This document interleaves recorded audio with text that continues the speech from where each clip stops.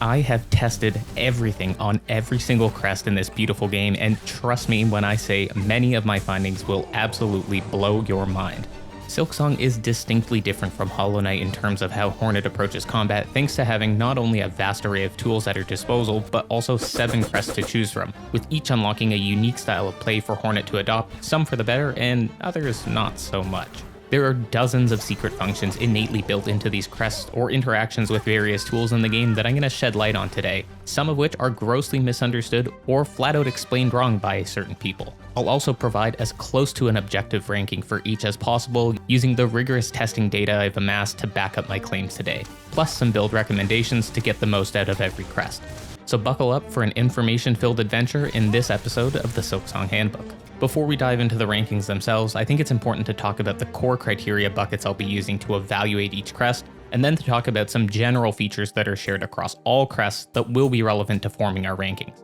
As always, these rankings are inherently subjective to a degree, but I'll be trying to use as much empirical evidence from my test scenarios as possible to inform the final ranking decisions. If you think I'm dumber than a muck maggot for some of my takes, don't be afraid to tell me in the comments what you disagree with, just make sure to actually share why.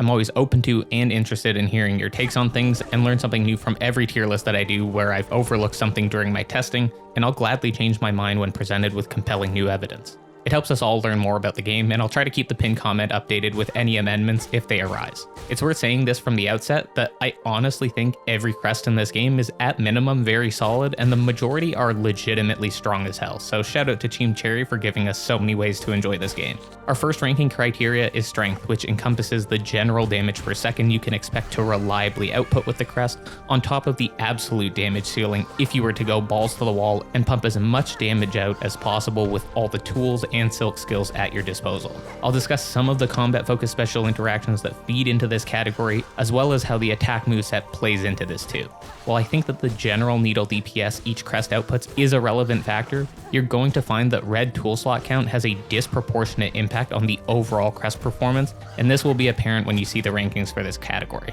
Some crests are honestly pretty god-awful without factoring their red tool slots, as the needle damage is pitiful. Second is utility and versatility, which is going to be a broader category that bundles additional special interactions that increase or even decrease the crest efficacy, what kind of tool flexibility the crest can actually make good use of, and how generally useful it is across all game scenarios. So does this crest shine during boss fights only to fall off a cliff in usability when it comes to platforming, or is it a one-stop shop that you could feel comfortable on from start to finish? Third is mobility and exploration. So how effective and consistent is the crest at allowing you to traverse the map? So somewhat related to point 2, but more specific here, particularly during difficult platforming sections of the game. Does it have a pogo that is forgiving and easy to use, or does it make you want to smash your controller?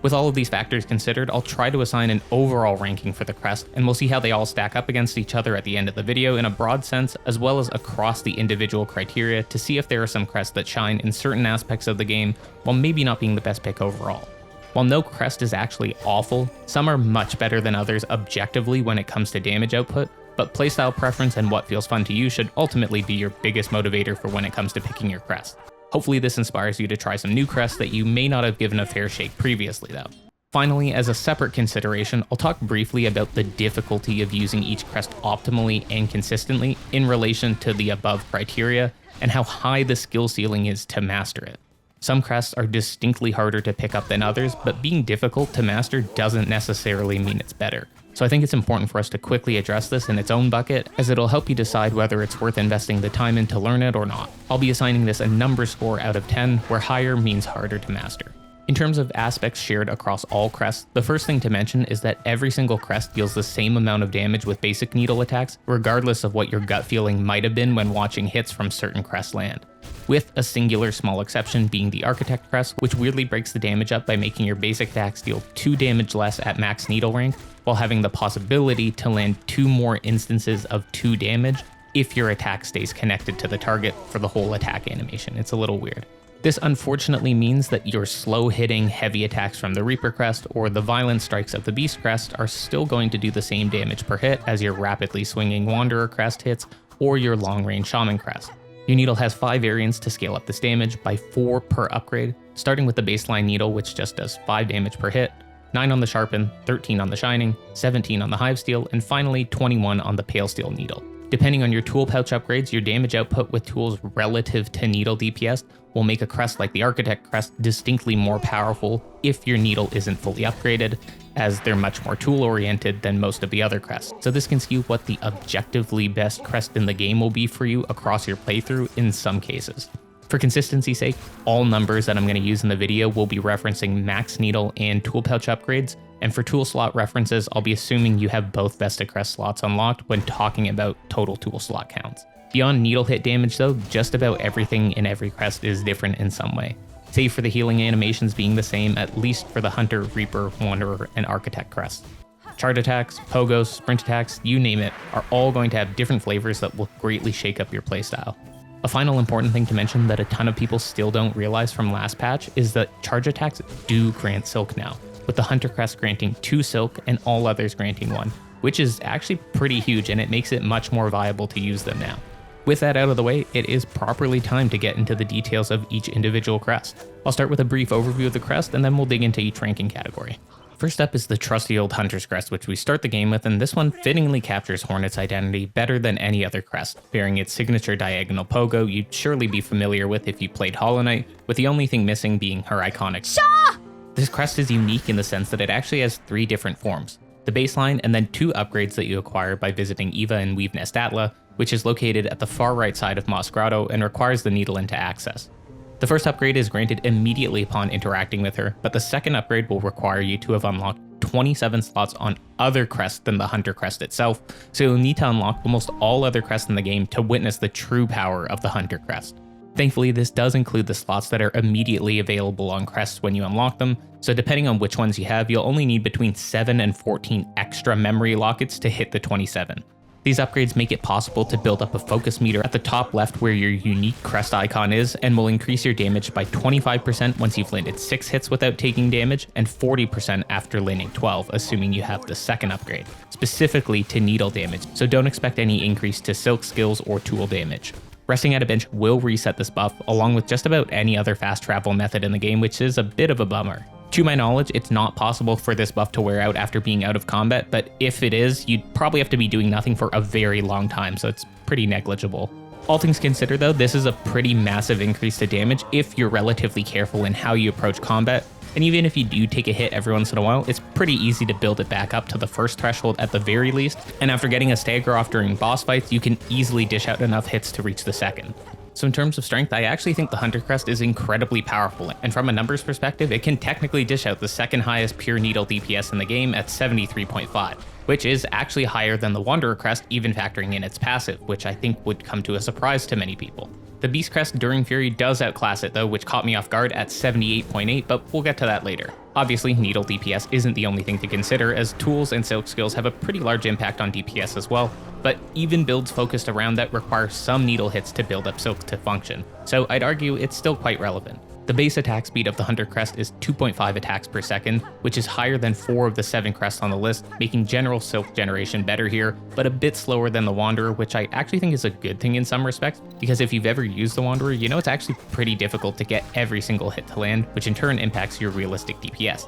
And I find this to be even more true against flying or generally hypermobile enemies. What's also great about the passive is that it applies to charged attacks in terms of damage and also stacks the passive itself, which does 2 quick slashes with very long range that already do 40% more damage to begin with, so you can drop some pretty big numbers as soon as a boss opens themselves up for hits after a long combo, or any unsuspecting enemy for that matter if you're actively holding a charge attack. The dash attack isn't anything spectacular, and it's a simple lunge attack that if it makes contact with an enemy will launch you up slightly and allow you to immediately follow up with basic attacks or a pogo to gain more height. With 2 red tool slots, you've got some solid options for weapon tools for bringing that damage even higher for either needle hit amping through Flint Slate or Flea Brew, or just using classically strong weapon tools like the Cogflies, Curve Sickle, Bolt Vessels, Tax, or the Delver's Drill if you hate the diagonal pogo. The one thing worth calling out, however, is that even though you can deal that very lethal 73.5 DPS while fully stacked, you only deal 52.5 with no stacks, which is much more middle of the pack,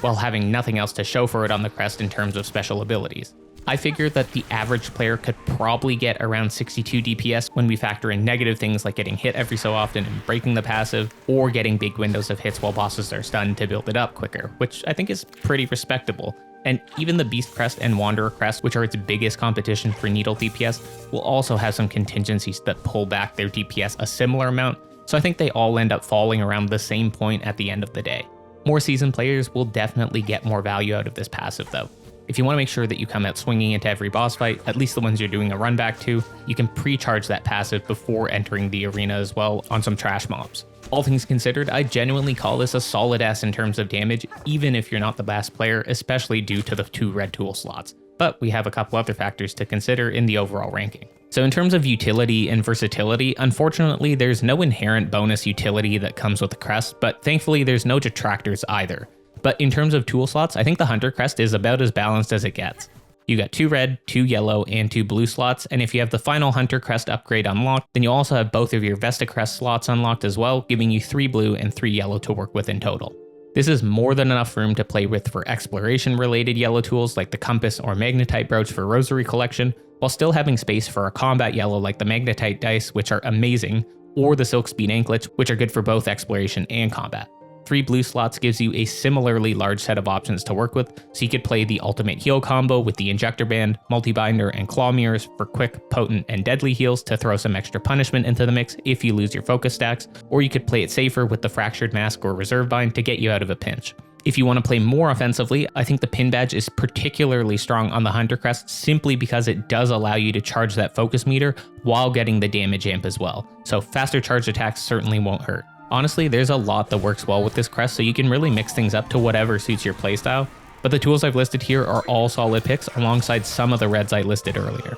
While the Threadstorm is generally the best silk skill, I think that Cross Stitch complements this crest really well by giving you additional ways to avoid damage and keep your stacks maintained. I really like that I don't feel pigeonholed into using tools that feel almost mandatory for the crest to shine here, so I'm willing to give this an S- for utility, but nothing higher since there isn't any special bonus utility that the crest itself brings to the table in the passive. As for mobility, this is probably going to be a point of contention, but hear me out. I actually think the diagonal pogo is really good. You just have to put a little more time into learning it and switch your way of thinking about pogoing for it to shine. The nice thing about it is that you will always do a 48-degree angle pogo, and Hornet will tilt her needle during it to show the trajectory. Now, don't get me wrong, I was losing my mind trying to get used to it at first when I was in the Hunter's March during my first playthrough because my Hollow Knight muscle memory couldn't stop taking over, but it didn't take too long before I was bouncing off enemies left and right, and I genuinely started enjoying this pogo. Because it generates forward momentum in the pogo direction, it actually makes a lot of traversal more approachable, particularly when it comes to wall spikes that you can always just pogo straight into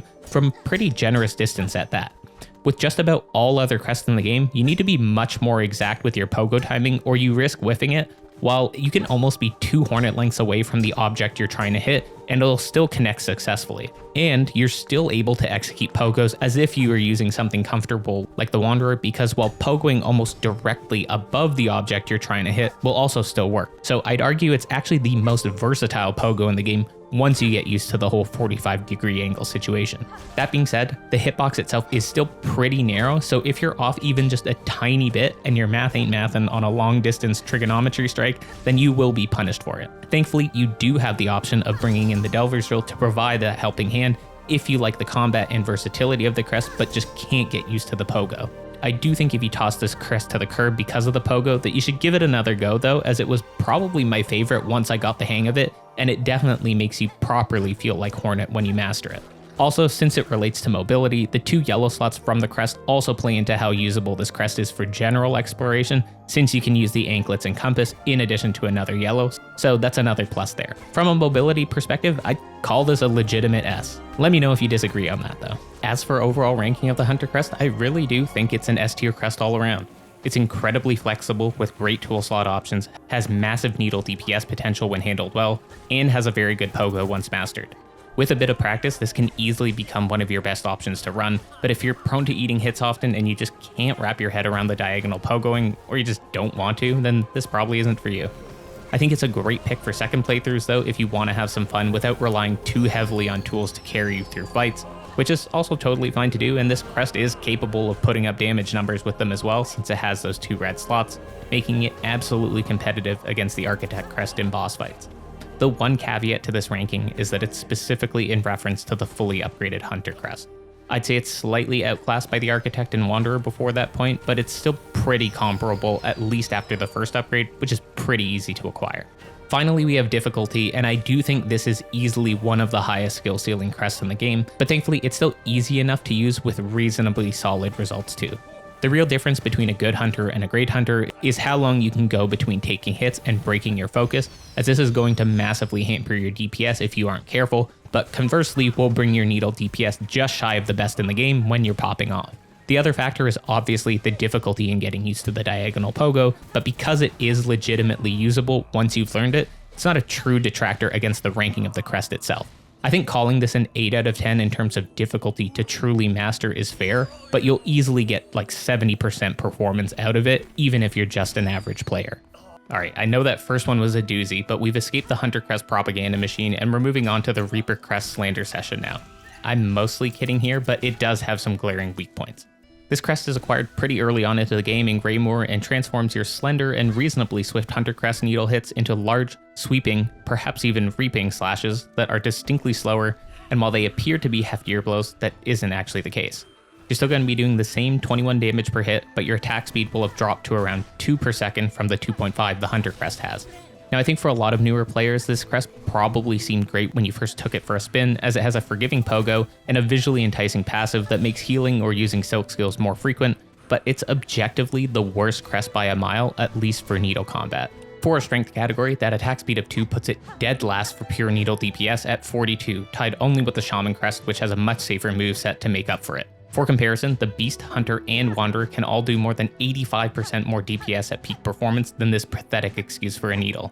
Even worse is that the charge attack for it is pretty horrendous. Sure, it does 52 damage, which is only middle of the pack to begin with, but the range on it is pitiful, with the only saving grace being that you can use it to hit airborne enemies directly above you, but that's far from enough to convince me that it's good. Pretty much every other charge attack either does more damage or has much larger range, while this one barely goes further than your base needle hit. Dash attacks are pretty similar to the Hunter Crest, giving a small lift when you land the hit, which is always a plus. Now its passive does have the potential to up your damage, so let's break it down. When you bind, you'll enter a state for 10 seconds or until you take damage that will generate between 1 and 3 silk orbs for every hit that you land, which will stay on screen for up to 10 seconds. These orbs are equivalent to 1/3 of a spool of silk, and the size of the enemy typically dictates the amount of orbs dropped per hit, with 3 orbs being reserved for enemies with huge dumpers, though the drop rate is pretty low for a triple and feels close to only 10%. You can collect these orbs by touching them or hitting them with your needle. Now I think this is a cool passive that creates a fun little minigame that you get to play in the middle of a boss fight, but how good is it really? Even assuming you're hitting a large enemy, you're realistically going to get about 1.7 orbs per hit landed on average, which translates to around 57% increased silk generation while this is active, which is honestly pretty solid, I have to say. But again, similar to the Hunter Crest, you're going to get punished immensely for taking damage. Also, for any crest with 2.5 attack speed or higher, that crest will innately gain 25% more silk than the baseline Reaper right out of the gates with no strings attached, so you're really only getting 32% more silk than them at best, and that's only while this passive is active too, so it's going to be even lower. I think my biggest issue with this passive is that you're kind of limited by how often you can properly get value out of it, even though it's solid on paper. For example, if you're already at full health and full silk, you'd be a little silly to bind just for the passive, and you should really just toss out silk skills for some big damage chunks instead. The only time it's actually useful is if you need to heal, which in fairness could be pretty often, but it essentially rewards you with nothing for playing a fight really well. The flip side being that when the passive is active, playing well does at least give you a generous amount of additional silk that can either let you heal again immediately right after, or even toss a full extra silk skill out while still having enough to heal again too, if you get around 9 hits off per passive duration. Overall though, from a combat perspective, you just aren't going to be able to put up numbers anywhere remotely close to the other crests for needle damage, with the one saving grace being that it has 2 red tool slots to supplement damage through actually useful damage dealing tools. Once you get a couple of workhorse red tools, you immediately skyrocket the damage potential of this crest, so I'm still going to call it an A+ tier in strength, and I think that's being generous honestly. But if not for them, I would have easily tossed this down to a C- or even a D. So my main caveat to running this early game is ensuring you have the tools to back it up. Otherwise, I'd say it's pretty horrendous for combat. That's fucked up.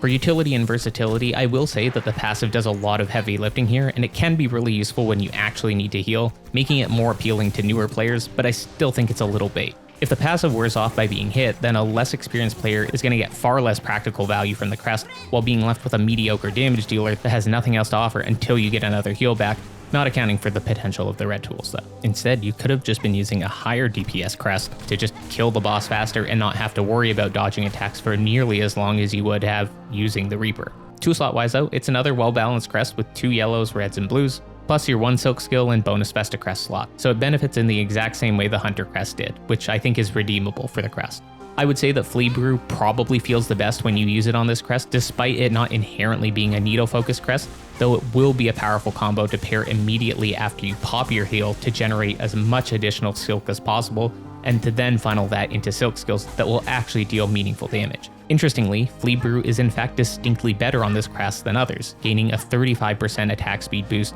while others only get 15% or 25%, though the Wanderer Crest of all Crests also gets a 35% boost, which is frankly overkill in my opinion. For more offensive players, you could consider throwing on the Volt Filament to your blue slot and really leaning into Silk skills over needle damage. Otherwise, Claw Mirrors continue to be a very good pick here generally, as healing is a focal point of the Crest identity, so you might as well get some extra damage off during a heal to get the passive kicking. I think the greatest benefit of the Crest is that greeting for extra hits while full HP is actually justifiable, since you'll be wasting the heal anyways if you try to activate your passive at full HP. It's still not as strong as just playing perfectly in Silk skilling, but you have to be a very seasoned player to pull that off, so this makes for a much more approachable combat experience for average players. Still though, taking damage during the passive itself is bad, so you could again opt for the Cross Stitch to parry when things get dicey, though Silk Spear, Pale Nails, or Threadstorm are still going to be better overall DPS options. Not much more to be said here, but I do think it's a fair S- in versatility and utility, and you've got quite a few options to play with that are all viable. As for mobility and exploration, this is where the Crest shines the brightest for sure. While a smaller contributor to this category is the 2 yellow slots, just like the Hunter, the Pogo of the Reaper is just on another level. This is far and away the easiest Pogo to land. With a hitbox bigger than Grohl's Dumper, you can get away with being completely off target in many cases, but still get the hit to connect. You can supplement this further with the Long Claw, but personally I think that's a little overkill here. If you struggle immensely with platforming, this is a no-brainer. The attack speed is slow though, so if you do whiff the hit, you're probably not going to be able to do a recovery swing, but it definitely more than makes up for it with how much area it covers. Easy S+ here, no doubt about it. When it comes to an overall ranking for the Reaper, in spite of the godly Pogo and being a very versatile Crest, it's just so weak when it comes to combat without good tools that it falls really short compared to everything else in my opinion. The passive is cool and has strong potential to perform, but you can also screw yourself playing the orb gathering minigame, putting yourself in dangerous situations, wasting DPS from it, or just losing the benefit immediately by taking damage right when you activate it. Conversely, Perfect Play de-incentivizes using it altogether, which is a bit disappointing and makes it useless. And yet, I think the shortfall from combat only really hurts this Crest very early on before you get stronger tools, but once you have even just the Curve Claw and Tax, it suddenly becomes legitimately competitive, so I'm honestly willing to call it an A+ overall. We're going to continue to see this theme around tools and strength of a Crest as they have such a disproportionate impact on the game when you consciously use them. So difficulty-wise, where does the Reaper Crest land? Honestly, the moveset is incredibly basic, but getting the most out of the passive does create a bit of a skill ceiling for optimal performance. That said, I still don't think it's nearly as tough to master as the Hunter Crest, and with a Pogo that's the equivalent of having training wheels on a bike, I'd say this is really only a 5 out of 10 at most for true mastery. Next is definitely a crowd favorite, and that's the Wanderer Crest. If diagonal pogos and slow reaping slashes aren't your cup of tea and you prefer to swing your needle like a coked up zote, then this is the Crest for you. You can find it very early on as long as you have the clean grip ability by going to the Bone Grave just left of Bone Bottom. Literally nothing in the game is faster than this rapid slashing death machine, clocking in at 3.25 hits per second and dealing a whopping 68 DPS at baseline. Now I want to say here that I'm not 100% certain of this 3.25 hits per second, and I know that some sources say a flat 3 or otherwise, but I have tested this like 10 different times, so literally calculating it down to average frames per attack in large batches of attacks, and I was frequently hitting attack speed rates of 3.25 or 30% attack speed compared to the Hunter Crest, which feels like a reasonable ratio. However, if the wiki is to be believed with the 34% attack speed increase it's claiming, that would bring us up to 3.35 attacks per second, so a little bit of a difference there. Personally, I've never been able to observe this myself, but I have a suspicion there's this micro delay between each attack animation that's around 1 frame long that pulls your attack speed down in practice versus potentially data mine numbers, as this seemed to happen with the Reaper Crest too. Also, due to human error and what seems to be a lack of attack queuing frames, It's very easy to get results closer to 3 or 3.1 attacks per second when you just spam attack. But for consistency's sake here, I'm going to use the absolute maxes I've been able to actually achieve, so we'll stick with the 3.25 here. If anyone can get into the game files and validate this, that would be cool because I constantly see what I feel like are inaccurate numbers being posted, and no one ever has a source or in-depth testing to back up the numbers. Now back to our regular programming.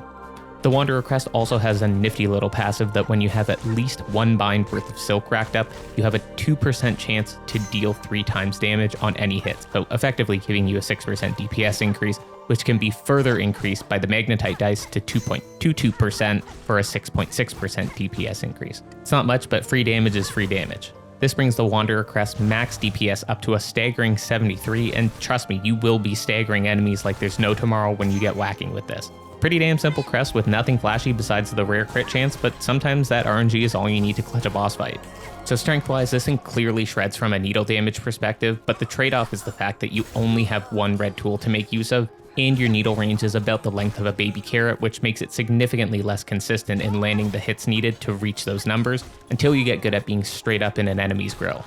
Thankfully, the long claw can greatly assist in this department, granting a massive 30% increase to needle range, which is significantly more than on any other crest. But be warned, once you put this on, you may never want to take it off, and you'll have 1 less blue slot to work with from that point onwards. By having such a ridiculous attack speed, you're also going to be upping your silk generation, which does give you more opportunities to weave in silk skills, which I see as another plus on the strength front. However, 3.25 attacks per second is genuinely unwieldy when it comes to dealing with mobile enemies, especially airborne ones. I don't know about you, but personally when I'm trying to spam my attacks and max out DPS on the Wanderer Crest, but I'm fighting an airborne enemy, my brain just starts to malfunction and I don't find myself able to effectively move around while landing hits reliably compared to some of the slower crests. And even when the stars do align, it's still very, very unlikely that you can even make every hit land because of knockback in addition to fighting gravity. The weighted belt can help a bit here, but not by much. It will make a difference on the ground though for consistency and is an easy slot choice for this crest. Dash attacking with the Wanderer is a little different in that you can continuously swing your needle while running without interrupting the running animation itself, making it less important to perfectly time your approach on an enemy. You could just start wailing and you're almost guaranteed that hit is going to force your dash attack animation once you get close enough to someone. When it does contact, you'll be pushed a generous distance back and slightly upwards before flying back in to land rapid follow-up attacks, and it generally feels really solid when you do. The charge attack is a bit of a mixed bag for me, and it has you fire out 5 rapid lunging strikes that deal 13 damage each for a total of 65, while also pushing you forwards to initiate the attack. It's fine, but the animation is almost as long as 3 basic attacks, and similar to all other charge attacks, there's a delay between firing it and when you can do your next basic attack, so this feels even worse on something like the Wanderer, where that delay could have got you a hell of a lot more silk generation in the same time as only getting 1 for landing it. The damage is still better than some of the other charge attacks, but for this crest itself, it doesn't feel good. It can crit though, which is neat, and I had an insane triple crit during testing, which was cool, I guess. I think the one place it is useful is for hitting annoying airborne enemies, which is one of the biggest weak points of the crest. The final thing to consider is that in order to keep that passive running, you have to have your silk sit at or above a full bind, which can be easier said than done if you're still learning fights, and early into the game, that could be 80 to 90% of your entire silk meter, meaning you trade off having the passive active in order to top up your health, or you end up wasting excess silk from hits when your bar is maxed out if you aren't going to convert them into silk skill damage, which arguably you should. Later into the game, this becomes less of an issue, but earlier it will be more impactful to the performance of the crest. Overall though, this thing is an absolute powerhouse, and the simplicity of the crest makes for very straightforward gameplay. I'm actually only going to call it an S- tier for strength though, and the reason I'm not calling it S or S+ is because it lacks the supporting damage potential from a second red tool slot, which makes a massive difference when it comes to boss fights. For versatility and utility, I think this is easily the weakest point of the crest. While far from mandatory, the long claw will be a hard lock for a lot of players, so you'll effectively be sacrificing a blue slot when running this crest. Though that of course may not be the case for everyone, and it's a tool you can't even get until the back half of the game anyway, so prior to that it's not really relevant. If you do slot it in though, you can no longer run triple healing related combos and will have to make some tough choices on your remaining 2 blues. Yellow tools, however, are a different story, as in exchange for that second red tool slot, you get a 4th yellow slot. Generally, I'd say run exactly what you would for the Hunter or Reaper, but the magnetite dice are a non-negotiable, simply because they provide that additional boost to crit chance on top of already being goated. The 4th slot is up to you, but I'd say the weighted belt is definitely a top contender, given how quickly you attack, and how short the needle range is, so the sticking potential makes a much bigger difference here. For context, it takes 5 attacks at baseline to be knocked out of hit range if you don't slowly walk towards your target, 6 with the long claw, 10 with just the weighted bout, and then 12 with both the long claw and the bout, which is a pretty significant difference on top of taking reduced knockback when you yourself are hit, all of which lead to more consistent and reliable DPSing. With that singular red tool slot, I would advise using a near zero time tool like the Cogflies or Tax, or a massive damage whopper like the Curve Sickle, but I'm sure a lot of you are thinking Flea Brew, or even better, the Flint Slate to amp things up here. I'd say Flea Brew is absolute overkill, to be honest, and you're even more unlikely than you already were to properly get every hit off, but Flint Slate is at least a little more justifiable. It's pretty damn close to zero time bonus damage, and if by some miracle you landed every single hit during the activation, you could deal just over 200 bonus damage per charge, which is pretty nuts, but again, incredibly unrealistic. Keep in mind that Flint Slate has been changed as well to do close to 50% bonus needle damage instead of applying a flat 10 damage per hit, which makes it distinctly less useful before your needle's been upgraded to max. It's still definitely a very fair play to use though, if you don't have better options or you just want to do melee attacks and not deal with other tools. Overall, while I think this crest is a bit less versatile due to the large benefit of slotting the long claw to get more consistent performance, a singular red tool, plus no additional utility from the passive, I'd still give it an A+ in this category, as they're not big enough detractors to call it bad in any respect, and this crest will put in work no matter where you are. Now for mobility, I think anyone who's got a Hollow Knight background will say they felt right at home when they took this thing for a spin for the first time. You're pretty much the knight in terms of moveset, and it's got the true classic pogo as well. The margin for error is certainly less than you have with the Reaper, but you attack so fast that you can easily throw in a recovery swing if you're a little early on the pogo attempt. It also has zero directional movement and is only a vertical downward slash, making it the most predictable and responsive pogo in the game. So if you aren't interested in learning all these fancy new Crest movesets, this will be the obvious comfort pick for any serious platforming for Hollow Knight veterans. Finally, while the 4 yellow slots is probably excessive for the Crest, it does make it arguably the best for general exploration, given the nature of yellow tools, so that's another plus. I think this deserves an S for this category, but not quite an S+, mostly because the area coverage for the pogo is far smaller than most of the other downswiping crests, but it's still pretty damn good. Then for overall ranking of the crest, I think it's safe to call this an S-. Despite not being incredibly versatile, that isn't so much of an issue, as it does what it's supposed to do really well, with damage numbers to back it up in a no-nonsense fashion of hit thing until it dies. The only thing that actually holds it back is not having a second red tool slot. That's literally it,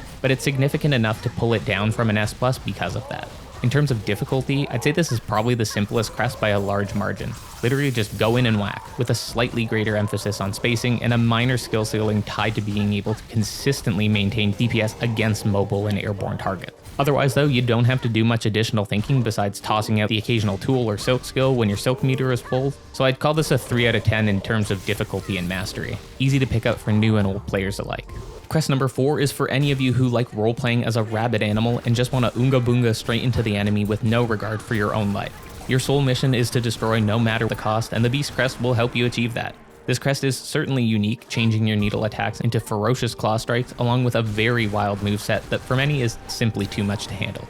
In case you don't have it yet, you can find it here in the Hunter's March as long as you have the float ability. From a strength perspective, this crest is on par with the Hunter Crest at baseline, attacking 2.5 times per second for 52.5 DPS, which is still very much on the low end compared to the Wanderer and Enhanced Hunter Crest, but when you activate the Enrage passive and go absolutely feral, you can kick that up a few notches. Instead of healing immediately when binding, a State of Fury will overcome you for 5 seconds at baseline, while boosting your damage by 25%, attack speed by 20, and attack range by a similar amount, while also giving you the chance to heal 1 mask per hit, up to 3 masks, or 4 with the multi-binder equipped. While the activation animation for it is pretty short, the multi-binder will still lengthen it, and the injector band will shorten it. It's still 33% faster though, which makes it a very justifiable pick for your blue tool slot. So here's what's interesting, and I think a lot of people probably didn't know about the true mechanics behind Fury duration. While the baseline is 5 seconds, you can extend it by up to 1.75 seconds, with your first hit adding 1 second, second adding half, and the third adding a quarter. But the catch is that you must actually heal a mask of health. You can't do this from full health. On the flip side, you'll lose 2.35 seconds of charge for taking damage, which is exactly half of the base duration of the effect.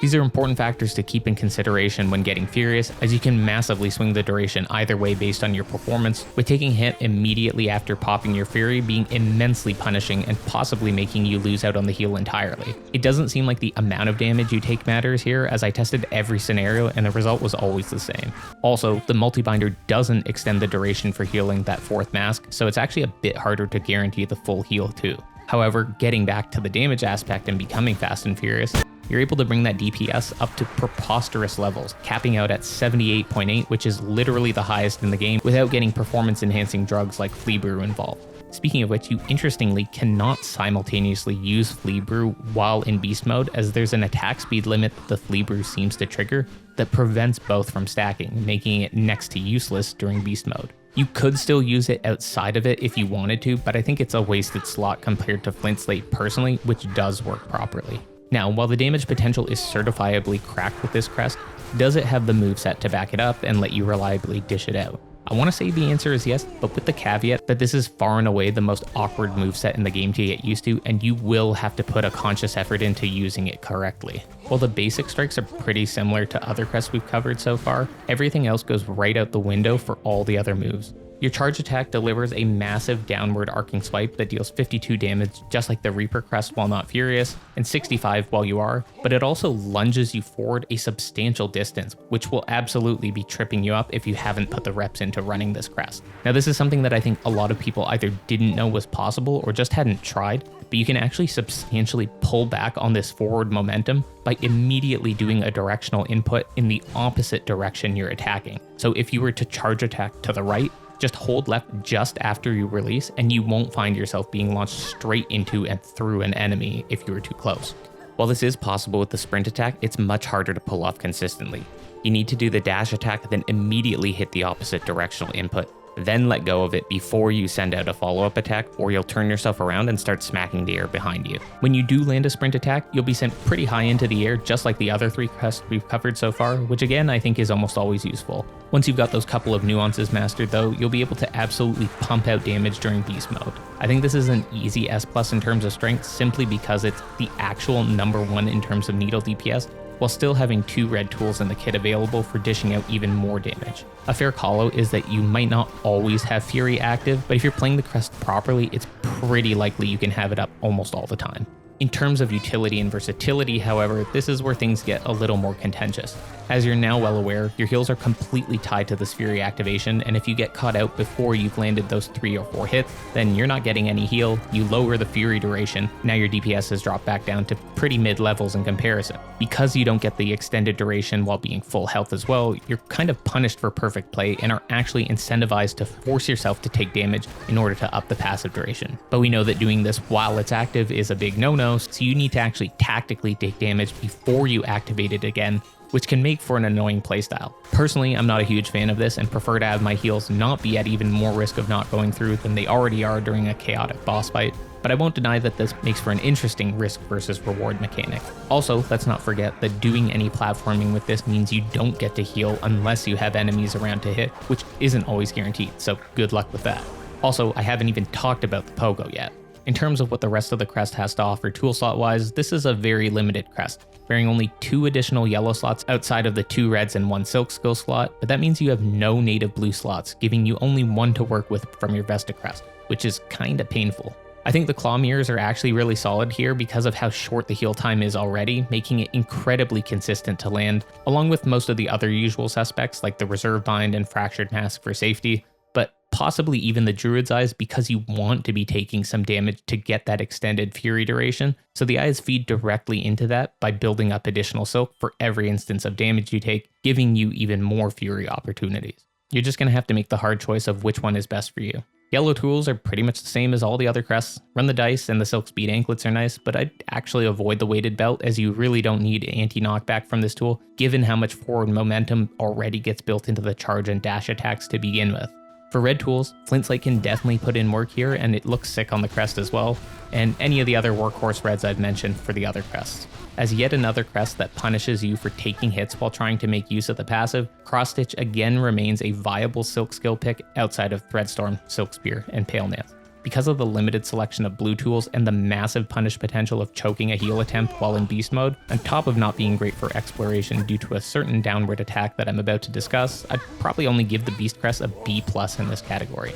Now for mobility and the dreaded Beast Crest pogo discussion. I feel like I can say with certainty that this is the most hated pogo in the game by the community, if we can even call whatever this whirling deathball Tasmanian devil-ass looking pogo is at this point. And I will say that it is possible to actually use it effectively, but when you put it up against the other crests, it's just not even remotely close to as good as them in terms of consistency. The angle it throws you at is just so awkward during platforming that sometimes it feels almost impossible to hit certain pogos. More often than not, you're being flung forwards to something rather than bouncing off the top of it. There is one thing you can do to combat this slightly, and it's to apply the exact same principle I had discussed with the charge attack momentum stalling. Hitting that opposite direction immediately after your pogo animation starts will force you to follow a flight path that is distinctly less forward rather than the long-ass logarithmic curve-looking trajectory of the normal pogo. It's still going to be absolute ass though, and you'll pretty much never be able to pogo something that's directly below you, so just prepare for pain if you're insane enough to try using this to get to the top of the cradle.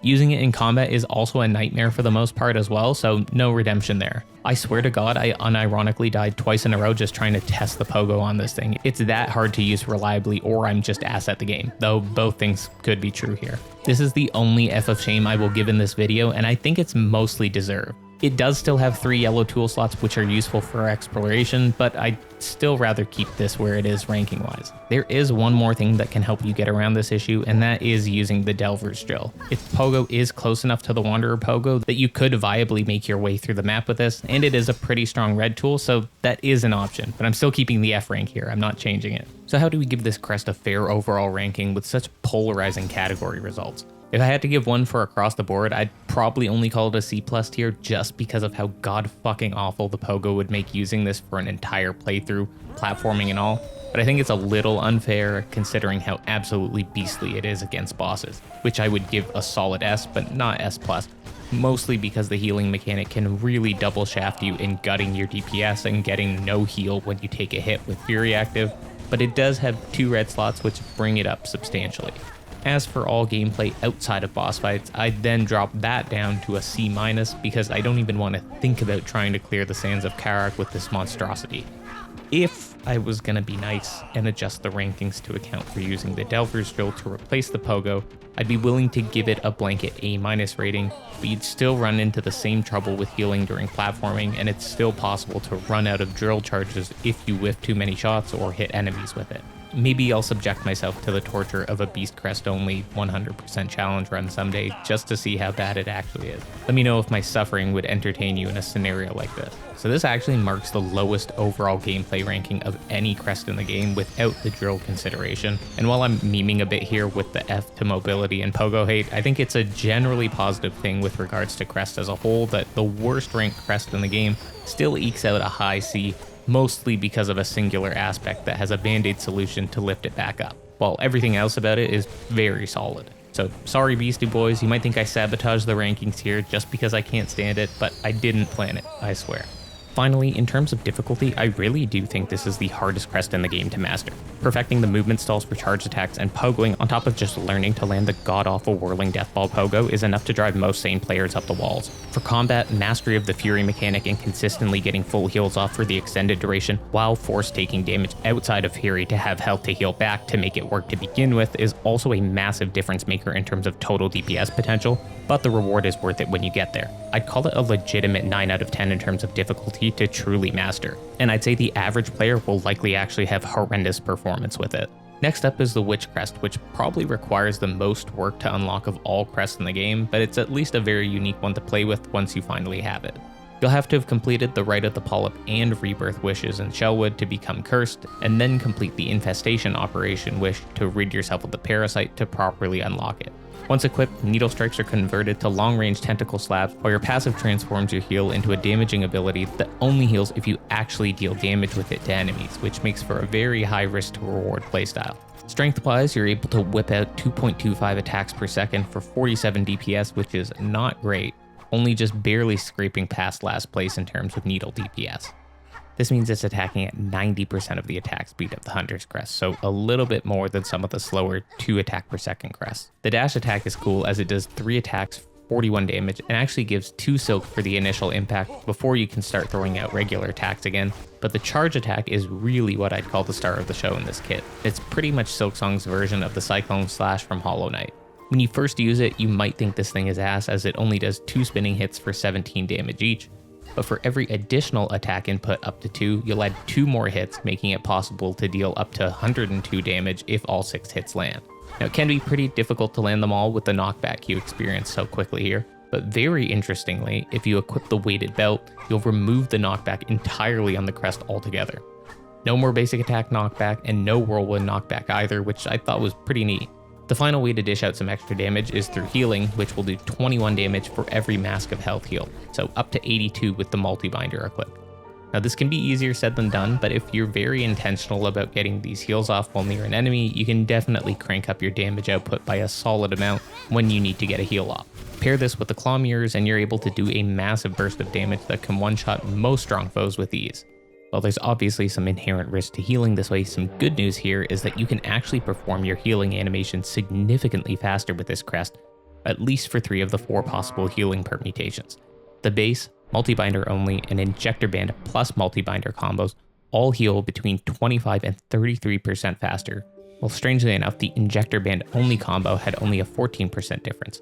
This definitely does make healing safer for those multi-binder scenarios, but the injector band one doesn't have a huge time save. Still, it's nice to have an actual positive associated with the heal, given how much more inconsistent and risky it is. Also, I'm sorry, but who the fuck is editing some of these Hollow Knight wiki pages? The Witch Crest is the most misinformation-riddled page I've come across so far while doing additional research for this video. 1, the healing speed is not twice as fast, we've just covered this. 2, the warding belt does not protect you for the entire bind, it's just as mid as it has always been and will full cancel your heal if you get hit. It has the potential to save you at the very end of the bind before you regain the ability to move again, and that's it. We're talking about like a couple of frames worth of extra protection outside of the heal animation. 3, they're saying the barb bracelet increases the damage of the bind as well. What crack are they smoking? This is also not true at all. I'm very grateful for whoever contributes to these pages, but it took like 5 minutes to debunk all of these false claims. Don't be putting shit on here if you haven't actually done the testing.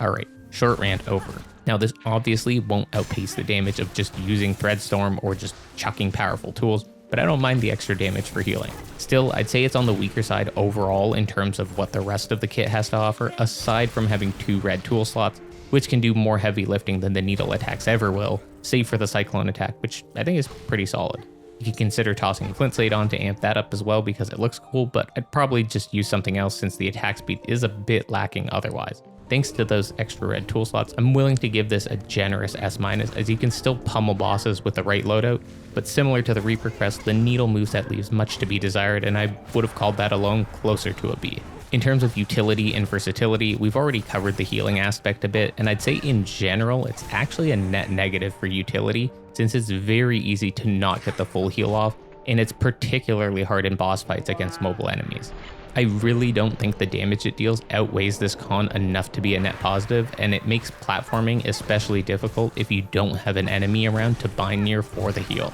Even worse is that if an enemy dies before the cast finishes, you aren't going to receive the extra mass of health, so weaker enemies can sometimes only give you 1 mask of health, which really sucks. This is further harmed by using the claw mirrors, which will just nuke weak enemies. On a more positive note, you do get 3 blue tool slots natively on the crest, so you'll have 4 to choose from, which is the most of any crest. You can lean hard into the heal combo and use the classic injector band multi-binder claw mirror setup to get the biggest return on the Witch Crest passive, while still having another full slot to use for whatever you please, which is very nice. Another quick but important note is that you don't get the second damage burst from the claw mirrors when using the multi-binder, making it only deal 39% more damage compared to running the same setup on any crest with at least 2 blue slots compared to the 100% damage increase it would have without the multi-binder. The flip side of this being that now you only get a single yellow slot just from your Vesta crest, as there are none on the crest itself. This kinda sucks for exploration and even boss fights, as you'll likely have to choose between the magnetite dice, silk speed anklets, or what I'd argue is the best option, the weighted belt, since it fully removes that knockback, making those charge attacks significantly more consistent to land all hits on. So despite the blue tool variety and having the nice option of 2 red tools, I think it still falls pretty short, especially with its passive being incredibly punishing and borderline unusable in general exploration when used against weaker enemies for healing. For these reasons, I'm honestly only going to give it a B+ in this category, even though 4 blue slots is genuinely very strong. As for mobility, the Witch Crest actually has what I'd call the coolest pogo in the game. Not only does it have a very generous sweep range that doesn't have any wonky calculations required to execute, but you actually are pulled directly into the enemy or object you hit and are then shot up directly above it. It almost feels like it's trying to infest its target and really suits the Crest identity well. This makes for pleasant platforming and typically is a positive thing in combat with the safe repositioning it creates, while also appearing to give you iframes during the pogo as you very clearly make contact with the enemy when doing this animation. Because it's a little faster than the Reaper Crest as well, you can often do a recovery swing if you miss your target. So platforming will be very comfy with this crest, it's just the healing that will be a bit more troublesome. And with the lack of yellow slots, you're never going to be able to run the compass with the Silk Speed anklets or other useful yellows, so those of you who are directionally challenged will find yourself lacking when roaming with this if you need the compass to get around. I'm also going to have to call this a B+ tier for this category, as there's just too much missing for it to feel complete in spite of that excellent pogo.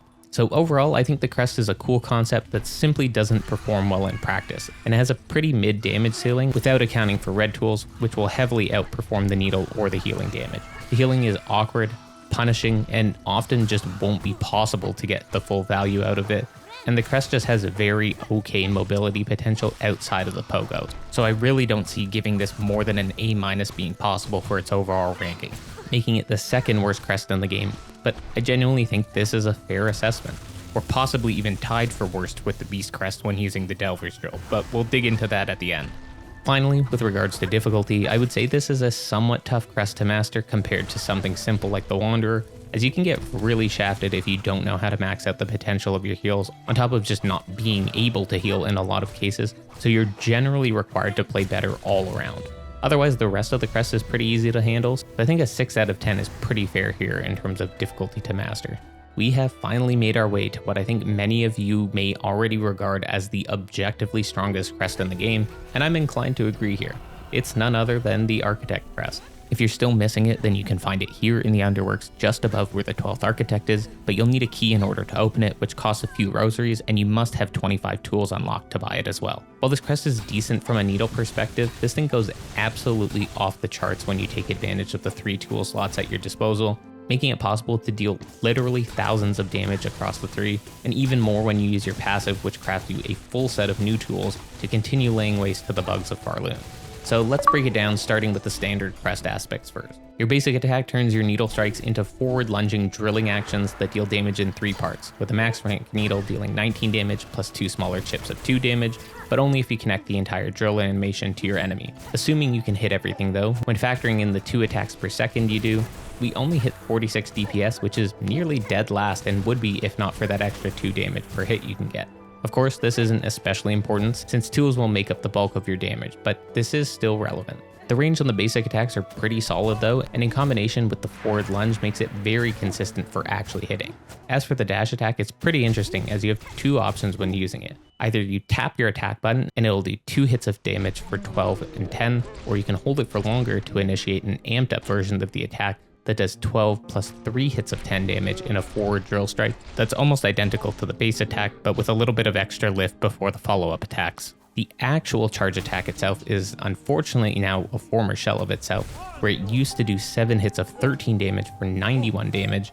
now down to 5 hits of 13 for 65. It's still pretty solid as far as charged attacks go, as it generates some forward momentum and has absolutely massive reach, which helps make up for the generally low needle DPS of the Crest. Another useful note about the whole multi-hitting aspect of this Crest is that it makes it way easier to parry incoming attacks. The one thing you'll be missing from your kit is a Silk skill, as we've traded it off for that 3rd tool slot. So just how crazy can the damage combos get when you have an entire arsenal of bug blasting tools in your pocket? This current setup I'm showing is probably close to, if not the most potent immediate damage combination you could possibly run, assuming you can make everything land. The Pimpillos are far from the strongest weapon in terms of damage a full set can deal, but they hit incredibly hard, and as long as they make contact, you get the full 51 damage they deal at max rank, making them a solid first tool in this setup to quickly toss out.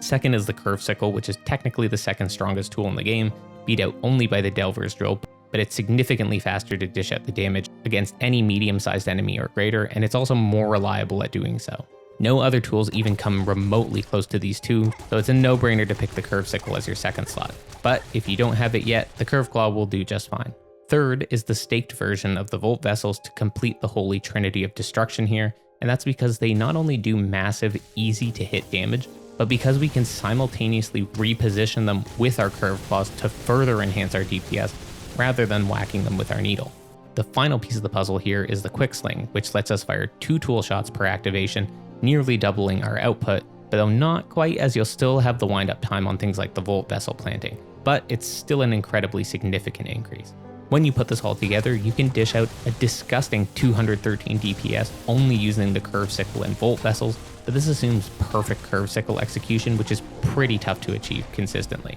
This drops down to 203 with the Pimpillos, but they are significantly more consistent to land, and they reduce the frequency at which you'd have to craft bind to get your ammo back. But let's be real here, there's an incredibly high probability that even if you landed just half of a fully maxed out toolset, you're still going to deal over 1k damage, which would be a guaranteed kill on almost any boss. And if you had 75% performance, you'd probably fully nuke literally any boss in the game without even having to dip into extra supplies. There just isn't anything even remotely close to being able to pump out this much damage while still having the means to reload in case it wasn't quite enough to finish the job. But this brings up a very interesting point to consider. If I was able to do that much damage with just 2 red tools, doesn't that mean that the Hunter, Reaper, Beast, and Witch Crest are all pretty much equal to the Architect Crest, since I should theoretically have enough tool resources to nuke any boss without reloading? Honestly, yeah, I think that's mostly true, and in some cases you may even prefer to use them for the other features they bring to the table, and this is what prompted me to up a lot of my initial rankings for these crests after doing a second review. However, I'd say this is mildly short-sighted, as this doesn't account for being able to use other tools more suited to obliterating standard enemies during general exploration, while still having the convenience of restocking through a craft bind. It's no doubt miles easier to clear out piles of enemies by continually hucking curve sickles at them or railgunning them into bug bits with the true silk shot. So you're going to get increasingly greater benefit from the crest passive the longer your exploration sessions end up being. Just keep in mind that you're still going to need to do some normal attacking to build up the silk to do the craft binding to begin with, which brings up the one massive elephant in the room, and that's the shell shard cost. Being able to dish out ungodly amounts of damage is not a right, it's a privilege, and it's paid for in thousands of shell shards. So if you want to actively play this way, you're going to have to fork them over and will absolutely have to actively farm for more shard bundles and rosaries to maintain this expensive habit. If you haven't watched my rosary farming guide, my Act 2 spot will net you 23k rosaries per hour, so check that out if you're interested in making this crest your new go-to. We've covered a lot with regards to strength, but I think my giga damage example should have been enough to convince you that this crest is just off the charts and a no-brainer S++ shot here in this category, despite the needle attacks being pretty middle of the pack, especially after the nerfs to the charge attack. As for versatility and utility, this crest really does give you a ton of flexibility options. It's just like the Hunter Crest and Reaper with 2 blue and 2 yellows innately built into it, so you're privy to running similar tools to those loadouts, though I would say you're leaving a ton of DPS potential on the table if you're not going to slot the quick sling in. It's just way too good. Otherwise, just about anything goes. Reserve Bind for a backup craft or heal, Injector Band for the quick heals, Druid's Eyes for more frequent healing, whatever you want. I know a lot of people swear by the Polyp Pouch, but I don't really think you need it here with how high your DPS already is. You're better off slotting something with more general utility. It also doesn't apply different poison instances for using it on multiple tools, it's all the same shared poison stacks. If you feel like you've got enough damage from 2 of your red tools, you can also pull off a nifty little trick with the Plasmium File to convert your mass into Plasmium Mass that regenerate on their own after you OD by shooting yourself up with 9 Plasmium. The Architect Crest is the only crest that can do this without actually seeking out winged life seeds near or in the wormways, so you're pretty unlikely to do it with anything else. You can check this video out next to learn more about it and the other secret tool interactions in the game if you haven't seen that already. The only glaring issue with running this crest is going to be that chart upkeep, so you're gonna have to divert time to farming to use it at full potential, and if you're not gonna be doing this, you should just be using a different crest altogether that brings more to the table at no cost. The one other thing lacking on this crest is the pogo, which I'll get to in a second.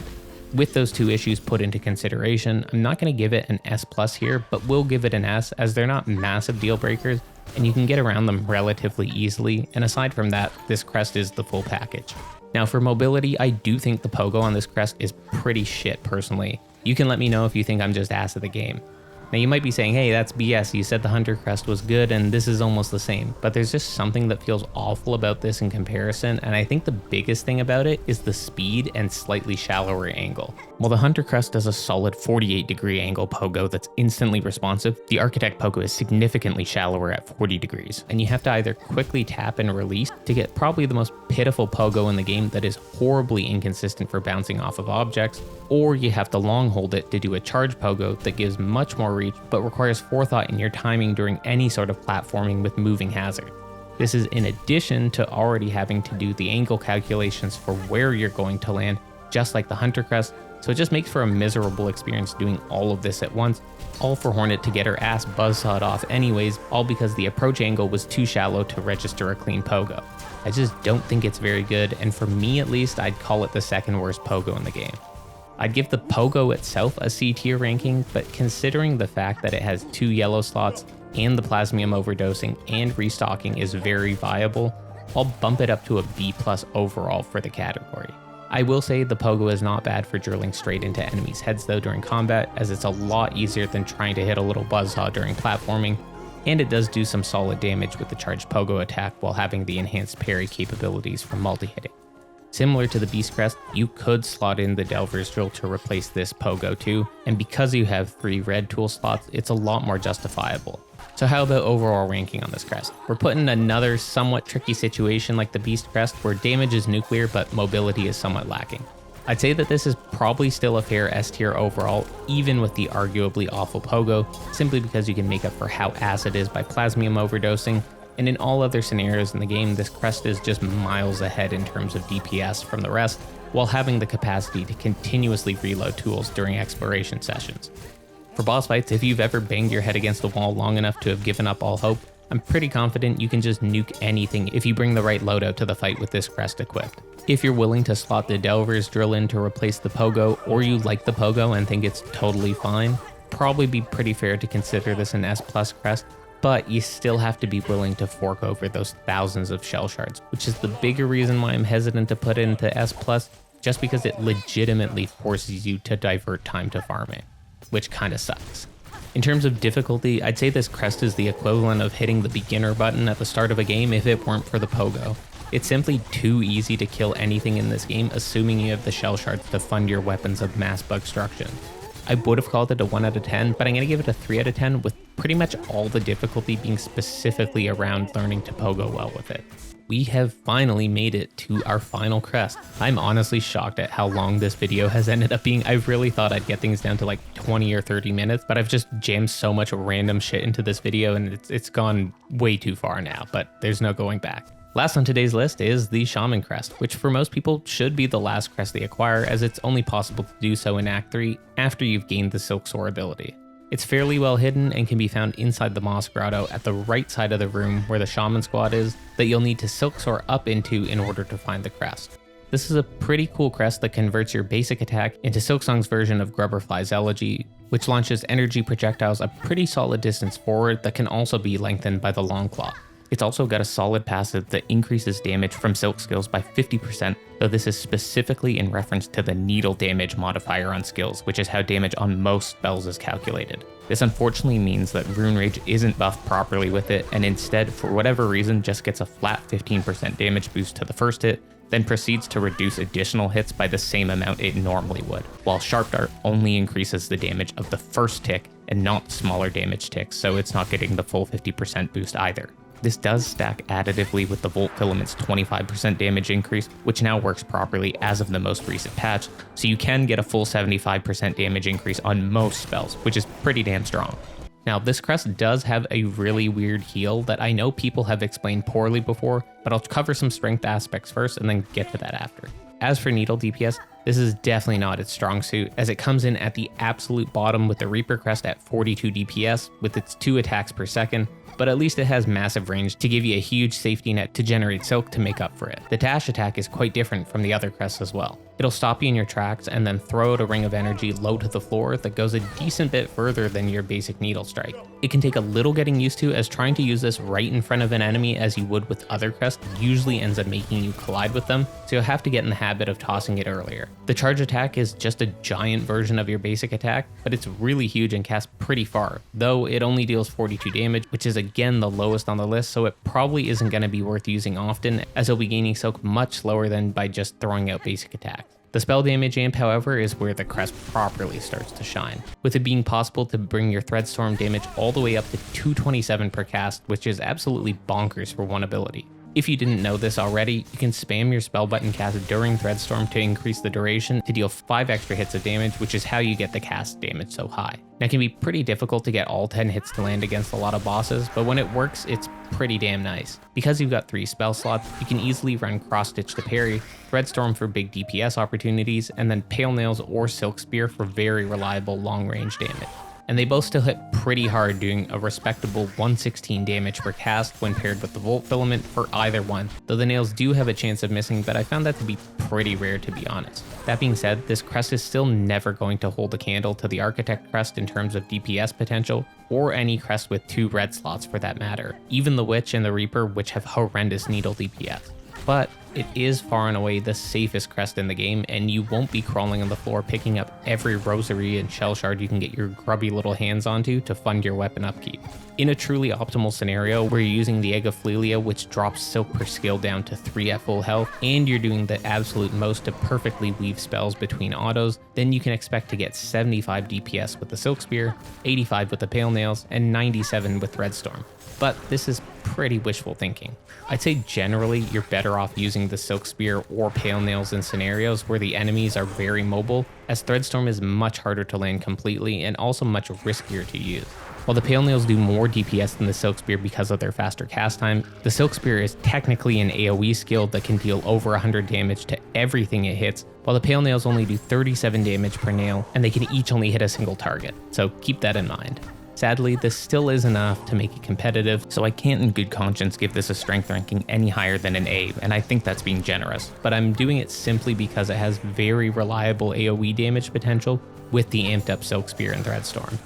On the utility and versatility front, we've talked about how nice the safety net it provides is, and that's especially true in Act 3 when you're dealing with a lot of bullshit from the black threaded bugs, so this is a massive point in favor of the crest alongside having 2 blue slots to use. But the good news kind of stops there. Realistically, the Volt Filament is a must run on this crest if you want to have your damage be even mildly relevant, leaving you with only 2 more blues to play with. I'd say the Egg of Flelia is a reasonable pick here as well, since reducing hits per silk skill from 4 to 3 can be a solid buff, but it isn't a must run by any means. From a damage perspective, it isn't game breaking and will only make between a 7 and 10% difference in DPS, and if you get hit, then that buff is gone until you heal back up again, so I'd only use this if you're really confident in not taking hits. If you do choose to run it, well, now you're down to a single blue slot, and yet there are multiple other options that I think would be well paired with this crest. The Druid's Eyes can help with silk upkeep, the classic heal boosters like the Multibinder and Ejector Band are always good, but then there's also Weave Light to consider, as it can help boost your Silk Heart regen by 33%, and because the first Silk Heart you regen is way faster than subsequent ones, you can milk even more out of it if you're launching skills the second you hit 3 or 4 silk, depending on if you're running the egg or not. Otherwise, it at the very least guarantees that you'll have 1 silk skill ready to deploy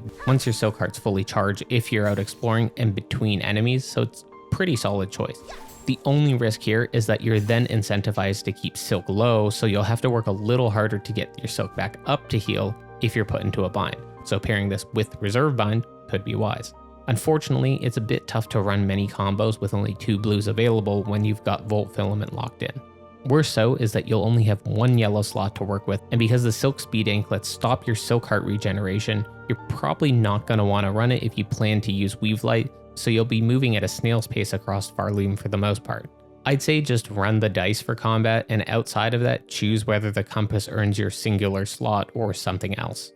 Now there's the matter of healing itself, which is a bit of a pickle, and that's because you must be on the ground to heal. So a lot of people mistakenly get this wrong, thinking that there's a height limit to using the heal, but this is just like the Delver's Drill in that you simply have to hold the heal button, and Hornet will continually plunge down until they make contact with the ground to bind. I've tried doing this from pretty massive heights, and it's always been able to pop the heal once I touch flat ground. So for all intents and purposes, you'll never not be able to heal with it, unless your heal drops you through a scene change or straight into a set of spikes or some other environmental hazard. This is a pretty annoying feature of the crest that makes healing significantly more risky and takes much more overall time if you activate it from above. And if you choose to forego the injector band given your limited blue slots, then I wish you the best of luck in getting those heals off. With all this considered, things aren't looking too hot for the Shaman crest in my opinion. Pretty pigeonholed by tools if you want it to perform at all. You have next to no yellow options, and the Silk Speed anklets are arguably off the table when paired with Leaf Light,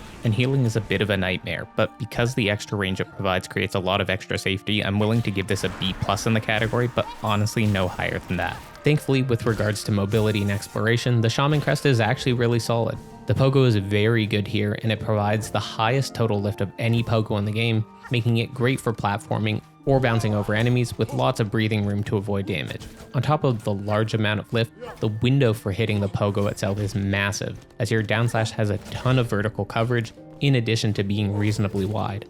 It does angle slightly to the side you're facing while also generating some backwards momentum, which is actually quite useful, especially if you're trying to pogo off a set of wall spikes, as it can help stop you from running straight into it. Or similarly with buzzsaws, where it's very common for something like the Architect Crest or the horrible Beast Crest pogo angle and momentum to force you to clip the hazard inadvertently. So I'm a big fan of this pogo, and for many it may actually end up being a top pick for the journey up Widow's Peak. The lack of additional yellow slots, however, is a pretty unfortunate detractor as I've mentioned, so there's a good chance general exploration will not be fun for people who want to run fast but are also directionally challenged. It's not the end of the world though, and you very much could just choose to run Weave Light in tandem with the anklets, and I think the fact that you can still very reliably heal during platforming actually makes it better than the Witch Crest, at least for this category, so I'm still willing to give it an A+, since it does have a godly pogo. All in all, despite its shortcomings on the damage front, given the incredibly safe nature of the crest,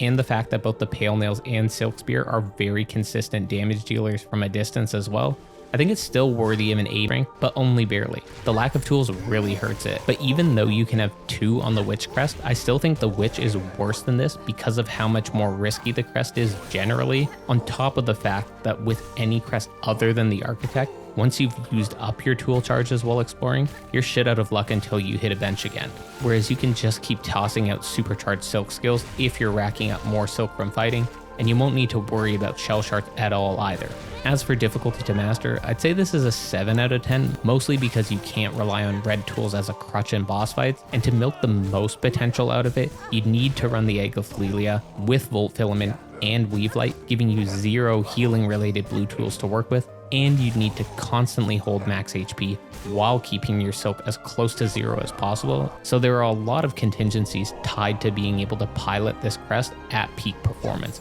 while also being risky with staying low silk consistently. I put the difficulty higher, but because you can play this crest from a very safe distance, I think that drives the skill ceiling down a considerable amount. If you don't want to go all out on maximizing DPS, I would definitely switch out the Egg and Weave Light and just run other blues. This will make the crest much more forgiving, but your boss kill times will increase significantly as a result. God damn, we have actually made it to the end here, so let's take a look at the results and see what final conclusions can be made. Clearly, the Architect Crest is the undisputed GOAT when it comes to boss fights, but the Beast, Hunter, and Wanderer are all strong contenders here as well, though I'd say the Beast Crest is definitely the closest second for boss melting.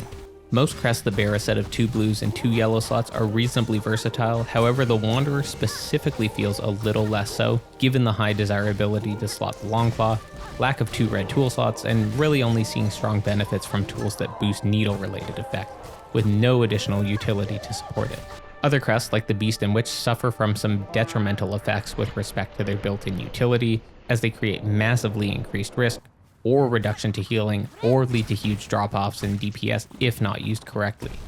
The Shaman Crest heal also suffers from this to a degree with its awkward ground-only heal, and its complete lack of native yellow slots on the crest, leading to an even more stifled build diversity, on top of having some arguably non-negotiable blue slots like the Volt Filament. As for mobility and exploration, most crests in the game have a decent, if not great pogo, with the top 3 probably being the Reaper, Witch, and Shaman crest, which all have massive reach, though the Wanderer is very good and likely comfortable for anyone who's played Hollow Knight, and I think the Hunter crest is severely overhated and performs very well once you've learned it properly. I stand by my statement that the Architect crest is pretty dogshit for platforming, and the Beast crest is an actual dumpster fire. Again, because of the nature of healing for the Beast Crest and Witch Crest, they are distinctly worse for exploration overall, so that's a double whammy against the Beast Crest in that category, making it, in my eyes, only a crest you'd want to use for boss fights, or at least just not using it for any mildly difficult platforming areas, unless you're using the Delver's Drill to completely replace the Pogo. So where does each crest land in the overall rankings if I had to choose only one to run for an entire playthrough? Honestly, I genuinely have to say the Hunter Crest is just the most well-rounded crest in the game, and once the Pogo on it is mastered, it's just fantastic. Even if the Architect and Beast Crest can both outperform it damage-wise, they're just so much worse for platforming and general exploration that I can't possibly call them an all-around GOAT. The Hunter Crest propaganda machine strikes again. And let's be real, you've seen the damage numbers that get pumped out using just the Volt Vessel Curve Sickle combo. That is going to be enough to obliterate just about any boss in the game, and even some weaker tool combos still can put in more than enough work to the point where it's simply overkill to use the Architect Crest anyways. I will say that the Architect Crest is a very, very close second, if it weren't for the Pogo being so clunky, and the fact that you'll be burning through thousands of shell shards if you actually go nuts with tools while using it, which is arguably the only way you could say it outperforms the Hunter Crest. With the Hunter Crest, I still always have the option to use tools,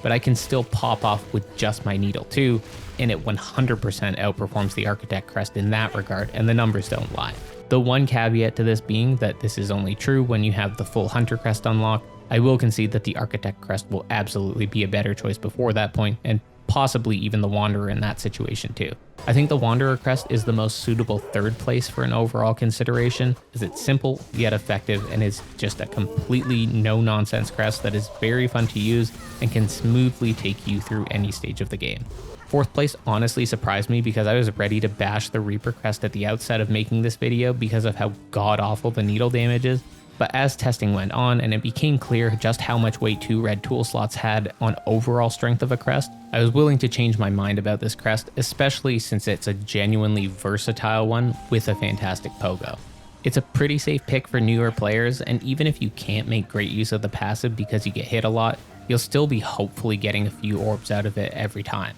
If you are a seasoned player, then that makes the passive that much better, and you'll be able to crank out a bunch of extra silk skills as a result. I think the Shaman Crest is probably my number 5 here, even though the Witch and Beast Crest can both run 2 red tools, but there's a level of safety you get from the Shaman that brings it a little higher on the list for me for overall gameplay. Not to mention it doesn't have nearly as much of a disaster of a healing situation when it comes to platforming in comparison to those two, which are massive detractors for an overall gameplay ranking in my opinion. The real bummer about this crest though is how little of the game you'll actually be able to make use of it, since it can only be acquired in Act 3. So who gets to take the second last place here, the Witch or the Beast Crest? Honestly, I have to give the Witch Crest spot number 6 because the Pogo on the Beast Crest is just beyond unforgivably bad. Both crests suffered terribly during platforming with respect to healing, but at least the Witch Crest has a certifiable banger of a Pogo. Neither crest is perfect, but they can both dish out some serious damage, and even though the Beast Crest has the absolute best needle DPS in the game while Fury is active, it's just not enough to make up for the torture you'd have to subject yourself to trying to do any complex platforming with it, so it's gotta take last place at number 7. It's also probably the hardest crest to master in the game, as both your healing and DPS are tied to both not being hit at all during Fury, while also requiring yourself to be missing health before you activate it again to get extended Fury durations. If we use my generous A- ranking that factors in the Delver's Drill being used to replace its Pogo, then I'd put it above the Witch Crest, but I would still honestly keep the Shaman Crest above it, just for true, all-around, all-encompassing gameplay, even though the Beast Crest really can pop off during boss fights. All in all, I think this speaks volumes to how well Team Cherry put together a compelling set of crests with incredibly distinct identities and a wide variety of playstyles to adopt to shake things up. At the end of the day, you can never go horribly wrong with the crest you pick, unless it's platforming with the Beast Crest. You're a certifiable sicko if you willingly do this, but honestly, just go nuts and just play whatever looks the most fun to you, as every crest is more than capable of getting you to the end of the game. And of course, when in doubt, just throw 1,000 tools at whatever you're attacking and you'll probably instantly melt it. It's seriously a cheat code to the game when you start using tools properly. If you've somehow made it to the end of this monster of a video, congratulations. Here's a Mossberry. Or a Venta. If you enjoyed it, drop a shot in the comments for the algorithm gods, or let me know what your favorite or least favorite crest has been so far in Silksong. My tools tier list video is next on my list, so make sure you're subscribed so that you get notified when that drops. Check out this video that breaks down more amazing tools in Silksong next, or any of the other entries in the Silksong handbook here. I'll see you in the next one. Peace.